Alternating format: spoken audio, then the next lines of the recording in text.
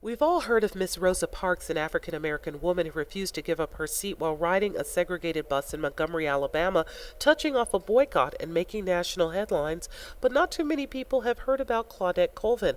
On March 2nd, 1955, just under 9 months before Miss Parks took her place in history, Miss Colvin, who was 15 years old at the time, did the same thing. Most people think because Mrs. Parks sit on the bus and began the bus boycott, that ended segregation. But it took a lot of litigation before the segregationists gave up. Miss Colvin was a guest speaker at the Bronx Rotary Club, where members heard about the day she became a pioneer of the African American civil rights movement. The bus became crowded, and when Jim Crow law said when the bus motorman speak to you, you had to get up. That's what made me defy that segregated Jim Crow law.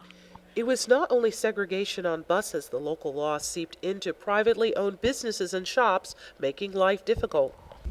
You had to go to the stores where white people and the well-off white people patronized. So you wasn't allowed to try the shoes on. So my mom had to draw the footprint of mine because she wanted an accurate fitting on a brown piece of paper, a brown paper bag. While in her seat, Colvin shared she just couldn't move. It felt like Sojourner Truth for pushing me down on one hand, had my hand pushing me down on one shoulder, and Harriet Tubman was pushing me down on the other shoulder. So The memory of these two early pioneers gave her courage, even as the local police showed up. And the bad thing, horrible thing was being pulled off the bus and taken to an adult jail. Her mom arrived with the reverend from her church, ending her ordeal. I could hear Reverend Johnson sound and the voice say, "Claudette, I think you done brought the revolution in here." The revolution came all right. 14 months later, her case brought against the city ended in victory. On May 11, 1956, the practice of segregation on the Montgomery bus line officially ended.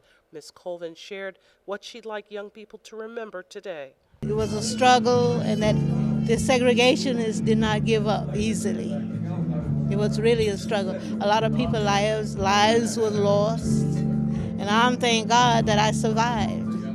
A living legend who helped change the course of race relations here in the United States, Miss Colvin says that if she had to do it all over again, she would do the exact same thing. For Bronxnet, this is Arlene Makoko.